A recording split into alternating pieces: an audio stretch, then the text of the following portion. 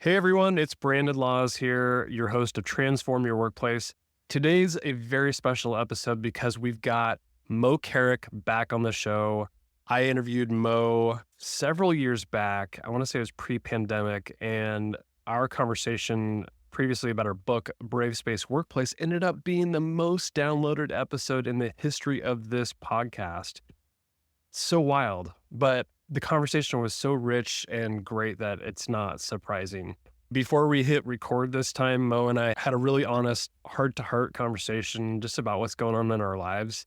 And we know each other, so we opened up to each other in a way that just reminded me how being vulnerable and authentic often leads to a genuine sense of belonging, especially at work if you can do it.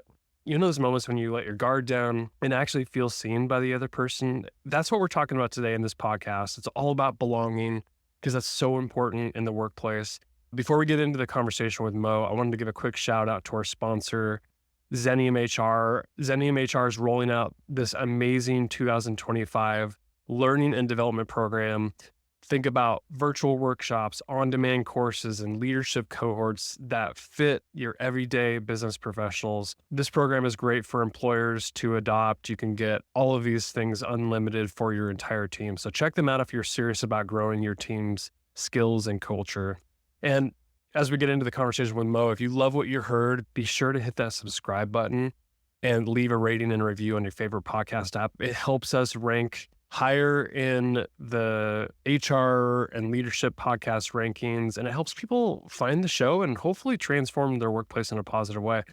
It means a ton to me, and it helps us continue the conversation. Let's get into the conversation with Moe Carrick.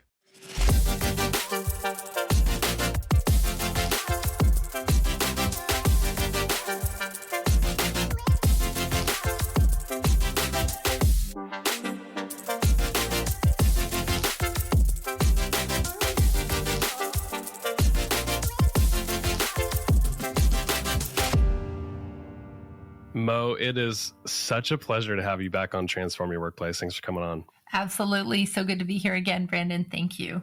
The last time you and I talked, you interviewed me, I think it was last January, if I remember right. And that was such a fun discussion. And the last time I had you on my podcast was, I can't even remember the year.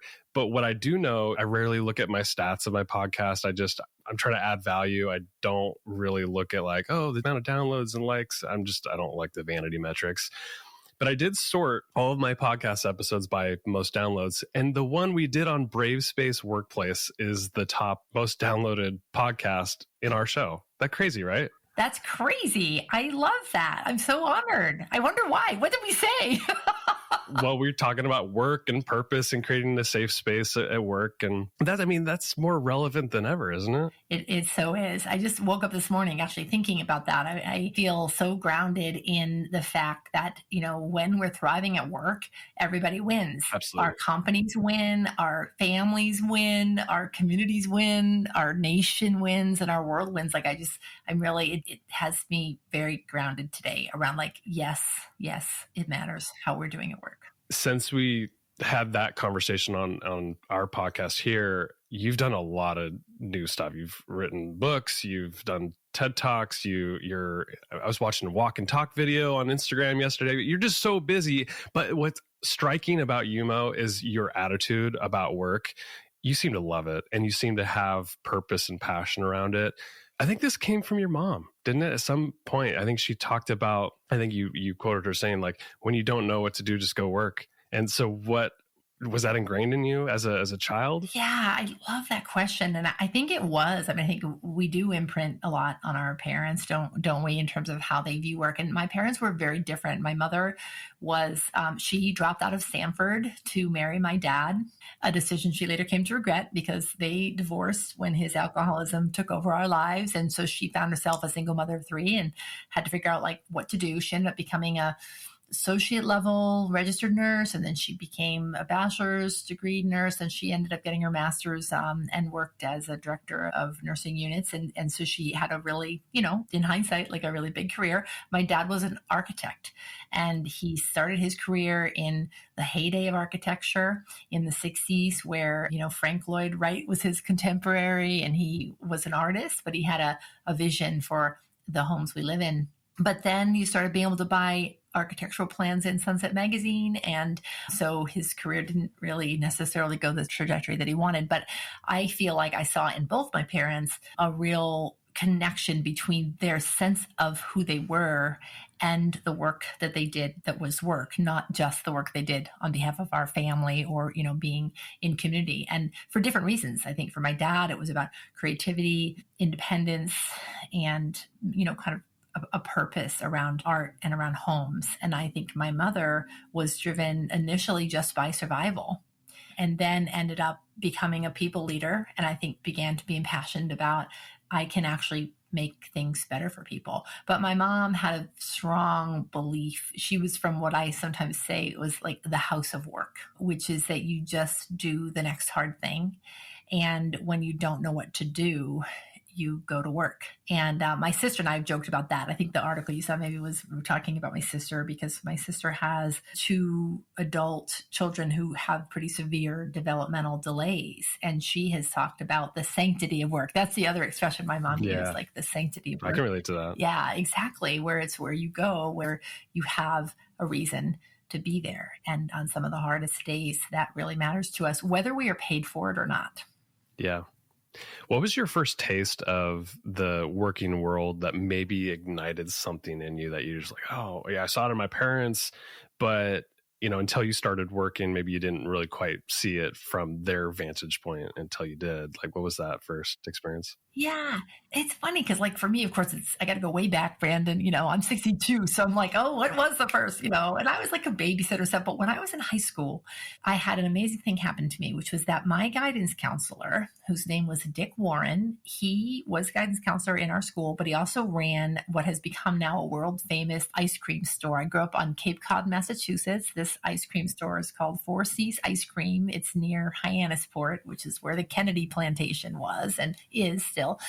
And he would handpick students from school that he wanted to work with him. And he had a really broad sort of mission around, obviously, he wanted to staff his store, but he also wanted to help kids be responsible, pay for college, have meaning. And I was not a popular kid. I was like a dork, kind of a geek. I didn't feel like I was part of a crowd. I wasn't an athlete, and I wasn't a thespian. I was like, just kind of a book nerd, and I rode horses. Just trying to find who you belong to. Yeah, exactly. And so he asked me to work there, and I ended up working there 7 summers. It gave me this community of people that were also working. We worked hard. We worked 6 days a week. I had to ride my bike to work. I didn't have a car. I was too young at first, but then I didn't have a car till after college. And I think Dick Warren and being part of Four Seas Ice Cream actually really gave me this vibe of like, yeah, it's really important for the money, but also there's something more. And we were scooping ice cream, so it wasn't like there was a bigger purpose other than the feeling of being part of something that mattered, and having fun, and having somewhere to go. I love that, because it's like with working 7 summers at the ice cream store, it's not like you're changing the world or anything, but you are bringing joy to people's lives. And so you're, even if you're handing out ice cream or whatever your job was, you probably see the smile on people's faces, or an experience that a family might be having, and then probably feel connected. Is that like how you felt about the work that you did? Connected, and also pride, because this place did have a big reputation.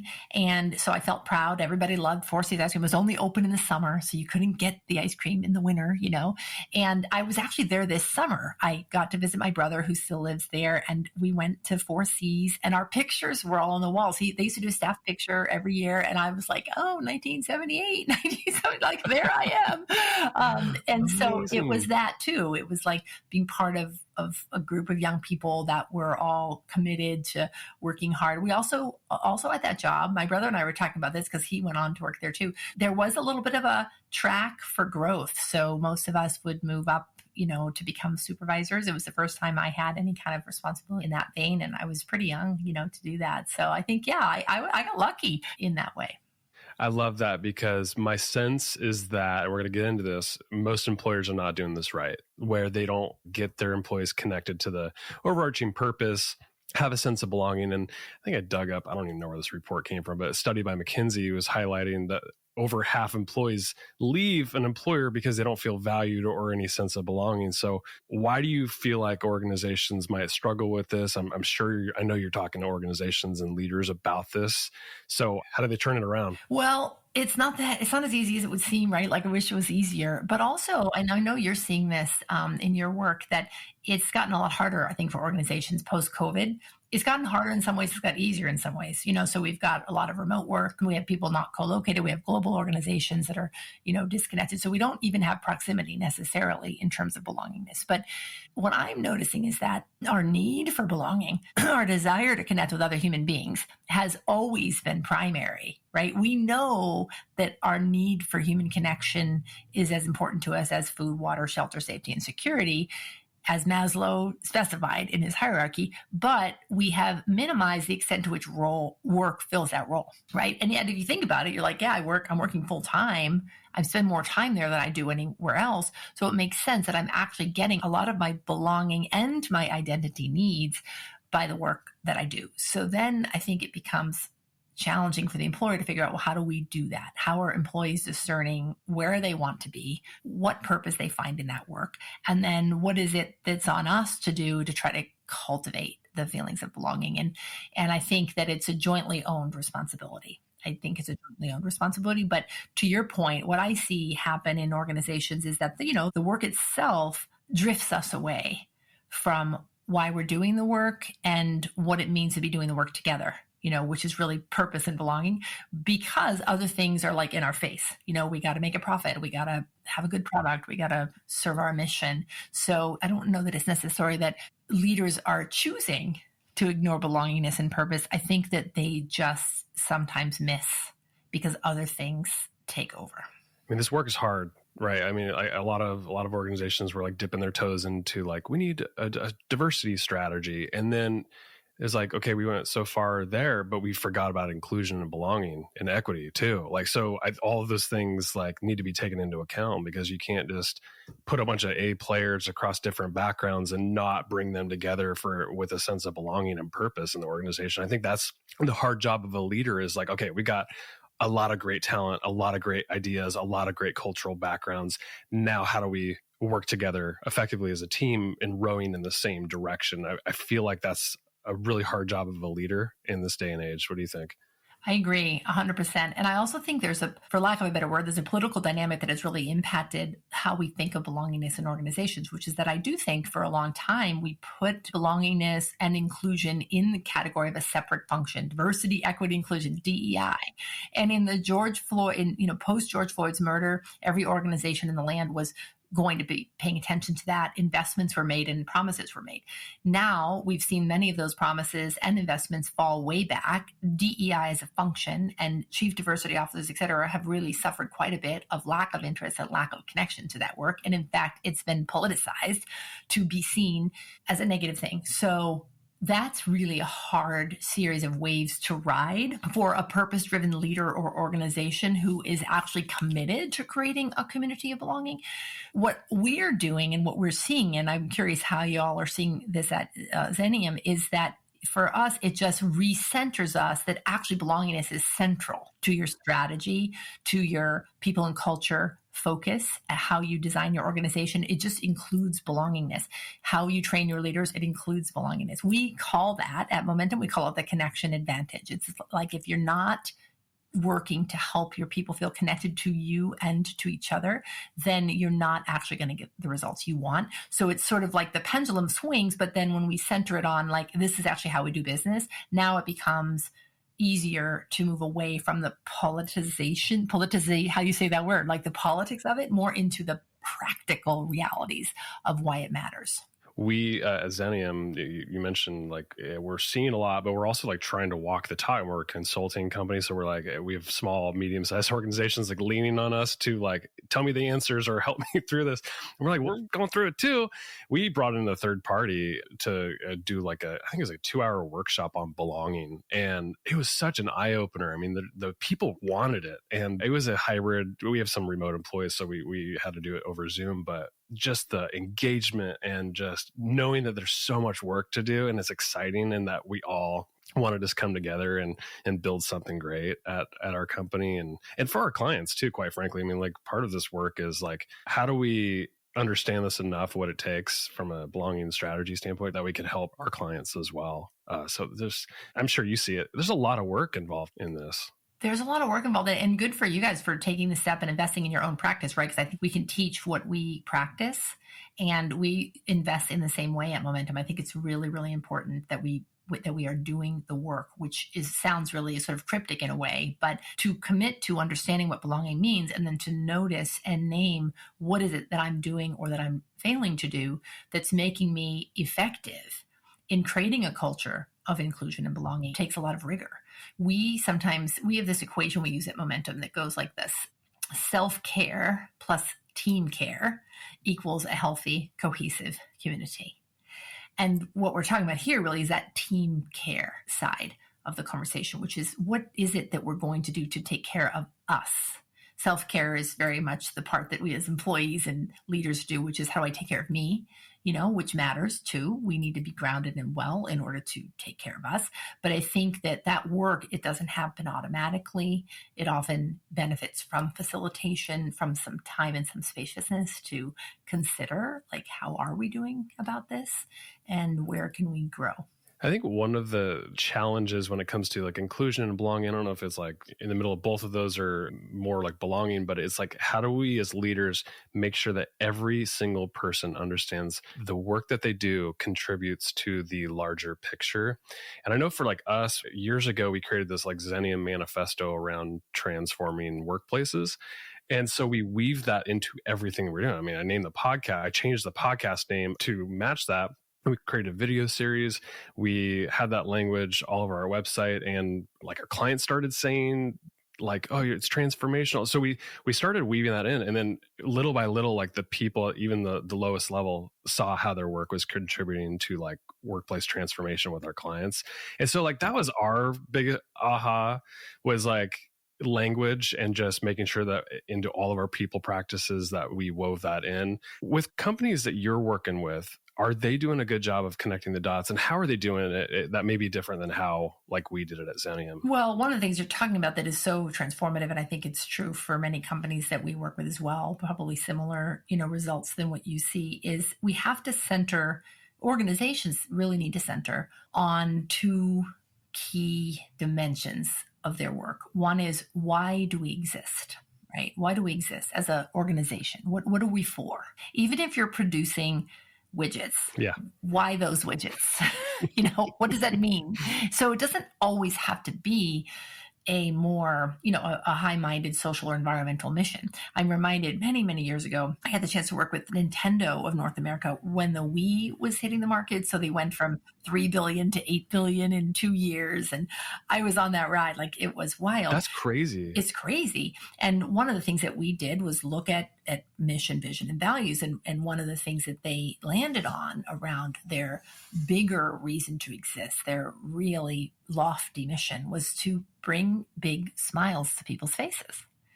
Like, that's really evocative, and employees can get their head around that. And I think often we shortchange as organizational leaders that process of finding something like you did at Zenium that is galvanizing, that helps me understand, oh, this is why this company does what it does. It's not just about making video games to put cash in the bank. There's more to it. So I think, why do we exist? And I think another is, how do we roll, which is big and could be also defined as corporate culture, but usually right there in the center are some grounded, aligned, and behaviorally descriptive values that define how we do what we do. And I think that organizations do shortchange that work. It's hard work. as you all have discovered, and as we've discovered at Momentum, it takes deeper thinking. It takes a lot of dialogue to bring key stakeholders in to refining and discerning, the beauty there. But I think without some of those fundamentals of mission, purpose, values, we don't have the foundation to anchor our systems, our processes, our hiring practices on. And so you can't build a strong house on a shaky foundation. I think you'll agree with me when I say like work is a lot more fun and probably more connected and feeling a sense of belonging when you can show up as your true authentic self and be seen, quite frankly. And that means you got to have deep relationships. You've got to have vulnerability in your relationships as well. What are some practical ways that leaders can start to instill some of that into their organizations if they're really truly not seeing their people for who they are as humans and allowing them to be their true self? Like, what are some ways? This is so hard. I know it's so hard, which is why there's so many books written about it, including mine, that are including like one that I'm working on right now. I think, well, your question presupposes that a leader has decided that it matters. And I think that I don't want to skip that, right? Because I think it's important to be able to notice and name what kind of organization do I want to build here? What kind of team do I want to create? And if I decide I want to create a highly cohesive, high-performing team that has high trust, vulnerability-based trust, if that is a decision a leader has made, which I, of course, advocate for, because they're also going to coincidentally get kick-ass results. But if they decide to do that, then I think the first job for every leader, including myself, is always to look within. All right, what am I doing that is showing up in that way? How am I doing with building vulnerability-based trust, which is about, am I willing to go first? And to do that, I need to be self-aware. I need to be a student of myself. I need to think about my own strengths and weaknesses. And I'll tell you a funny story, Brendan. So you know that years ago, I was certified in the work of Dr. Brene Brown, Dare to Lead. And when I went to my Dare to Lead training in 2015, we finished the first day, which was with Brene herself. And it was a beautiful experience. Yeah, it was amazing. But at the end of the day, I was talking to my husband and I said, I'm so excited about this work, and vulnerability matters so much. And I really want to get better at being vulnerable, and I'm going to practice tonight. And he goes, where are you going to practice? And I'm like, I was just going to go back to my room and like reflect. He's like, no, I don't think that's how it works. He's like, check with Brene. But I think vulnerability is practice in partnership. And I was like, oh, are you saying I have to practice with you? He's like, yeah, probably. Absolutely. Probably. And I was like, oh no. Now my palms are sweating, right? Because this is now bringing forward something that I don't personally love to do, which is how am I going to show up in uncertainty, risk, and emotional exposure as a way of building trust, even with my primary partner, which is even harder in many cases with people that are work relationships where we don't have that primacy. Yeah, I think you talk about in your latest book, like showing what's under the hood as a leader. And I think most people probably grapple with, well, if I show too much of what's under the hood, they're going to use it against me, or they're going to think I'm unstable, or just fear of judgment. Should we get over that fear, or what, yes. Is there a balance to this? Yes, Brandon. Yes. Let's get over it. Period. I like it. Let's get over it. Right. I mean, and it's really hard to get over because of our need for connection. We deeply fear disconnection. And so we don't want to do anything that would create disconnection. I think this is where I know you had Amy Edmondson on the pod recently, another, woman whose work I admire so much. And I think Amy she uses the term psychological safety. I sometimes talk about it as psychological bravery, which is, are we willing to show up fully when the going gets tough? Because that is what it takes to have connection. So for me, it's all about courage and curiosity. Those are the behavior skill sets that I need to pull from. And there's no guarantee that when I do that I will be safe. So I might have a fear. Most of us do. I have a fear I'm incompetent. And so I'm trying to hide that because I want everybody to think I am competent. And in most cases I am competent, but maybe I make a mistake because I'm human. My tough feelings come up. They're not going to like me. They're going to reject me. Or as a consultant, they're going to fire me. They don't, I made a mistake. I'm not competent. I can work to hide that imperfection from my client as much as I want. But the reality is, I still made a mistake. What is true and real is I am imperfect. So for me, speaking for myself, if I'm actually going to help my client systems develop resilient, adaptable, and brave cultures, I've got to be willing to own my part, which might include saying, hey, I messed up and I wanted you to know first. I have a repair plan, but what is true is I or my team missed this and we need to fix it. And that is not fun. Oh, it is not fun. yeah. I mean, sharing the failures are so tough. I have a buddy of mine who went off on his own. We've done like a podcast series on here, and because he's consulting in the construction industry, and he's worked on some like $1 billion projects, like huge, like Portland sky rises and stuff like that, just high stakes and a lot of stakeholders. And he, at the end of every episode, he's always talked about a gift of failure story. And he just like totally shows himself, and he's trying to help others, because if he can show his vulnerability, and that the fact that he's like, yeah, he might be a big wig in the construction industry now, well known, he's had bumps along the way, just like the rest of us. He is human. And so he's trying to showcase that so others can start to say, oh, okay, I'm not alone. And I think that's what we got to do as leaders, right? If we open up about our mistakes, our failures, and we learn from them and help others learn, we're going to be all better for it. Like, I believe that. Absolutely. I agree. And we're drawn to that. We're drawn to that in other humans. You and I were chatting before we started this pod about our personal lives a little bit and what some of the challenges we're facing. And that connection point gives us an advantage in our partnership professionally, because we know a little bit about each other's story. We have the space to believe that we are both perfect and imperfect. So we can take in air.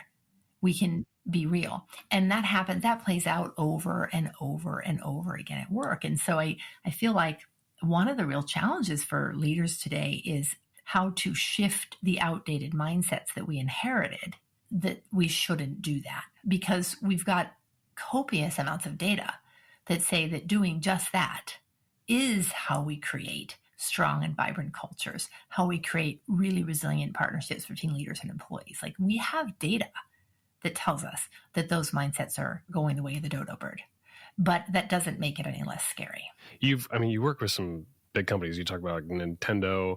I'm sure you've got it all figured out as far as a framework and how, like, if they're ready to make this leap as far as like bringing more vulnerability, like trying to connect and have a sense of belonging in this culture and make it really ingrained in the culture, what are some like key steps that we can start making? And it's going to take change over time, but what are some key steps that you see into this transformation? Well, it's funny because, I do have some big name companies I've worked with, as do you. And I also have worked with a lot of companies you've never heard of, and organizations, not only companies, school districts and hospitals and healthcare clinics and nonprofits. And they are some of the bravest, right? So I always want to speak on behalf of those, because people, for marketing purposes, I throw the big names around. Yeah. But the vast majority of our North American population works for small to mid-sized companies, where some of the biggest examples of courage are really existing. So here's one thing that answers your question that we're seeing be a really important lever: more frequent, meaningful, two-way conversations about performance with care. That's one of the fastest ways I think we elevate a culture in terms of courage and connection. Because most of us, let's face it, Brandon, most of us walk around at work most of the time believing that no news is good news. We are not getting the feedback we need, which actually creates more fear. Yeah. Because we're wondering, we're like, is it? Am I? We'll fill in the gaps. We'll make up stories in our head. Totally. So every one of our own mistakes now becomes hyper anxiety producing. So if we are having regular two-way, we call them meetups. If we have regular meetups with our boss and even with our colleagues in a team construct, where we're exchanging impact, feedback, where we're sharing some of our story and our humanity, we now have a basis of partnership and a basis of meaning making that allows us to become much more capable in the really hard things that we face, at work. So I would love to see every system in the land from 5 employees to 50,000 employees kill annual performance reviews Yeah, and do I'm I'm me with you. right, do meaningful two-way conversations at least monthly. That's one thing. Let's do it. Well said. Well said. Mo, this has been, I want to keep talking to you forever. We've got to go. Maybe leave us with either a parting thought, a call to action, and then also share the best way people can find your latest work. And then even if you want to highlight any future projects that you're working on, floor is yours. Oh, thank you, Brandon. It's always so fun to talk to you. We could just do this over and over again. So, a parting thought, something I'm thinking about a lot these days, is to really remind myself that showing up is the thing. Showing up is the thing. And so just keep showing up, I would say to your listeners, with whatever you've got, however you are, bring it. Because I think the world really needs it. Your workplaces need it. And sometimes it can feel like we just can't actually show up. But we don't have to be perfect. We don't have to have it worked out. We just need to show up. So keep showing up. That's my tip. That's what I'm trying to do right now. People can find all the stuff they need about the work we're doing usually on my website, which is Momentum. It's that funny spelling, Moementum, momentum.com. I'm also, as you've seen, active on LinkedIn and on Instagram, and I love to engage with people there. We have a bi-weekly newsletter that comes out twice a week called Work Matters that we'd love for people to sign up. We'd love to engage in that way. And I'm working on, the team and I are working right now on two things that are interesting that I know will incite your energy. One is framing out this framework of the connection advantage. And the other is, I never thought I'd say this, Brandon, but I think there's a fourth book coming. All of my books almost killed me. Like, I'm not hardwired to be an author. I'm sure that's why I've never written one. I just thought I was done, but I'm really curious. And we're probably going to be publishing a book about emotional intelligence, in particular through the gender lens at work. Because I think that there's a real opportunity for us to, in particular, help men, women too, but men and boys to become more resilient in their emotional intelligence in the context of work to thrive. I would love to have you back for that, but I'd love to have you back even before you get that book done. Awesome. Thank you. It would be my pleasure. My guest today has been Moe Carrick. Mo, thank you so much for coming on.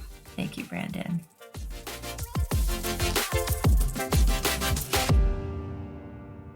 Hey, thanks so much for tuning in for today's episode of Transform Your Workplace. The content on this show is strictly for general information and educational purposes only, so that you can go transform your workplace in a positive way. The views, thoughts, and opinions expressed on the show are the guest's own and don't represent the views, thoughts, and opinions of either Xenium HR, the sponsor of the show, or me, the host, Brandon Laws. Additionally, Xenium HR or myself, Brandon Laws, doesn't endorse any guest, their business, or any organization they represent, so discretion is advised. We encourage you to work with a trusted advisor to find a custom approach that fits your organization's needs. Thanks for tuning in to today's episode.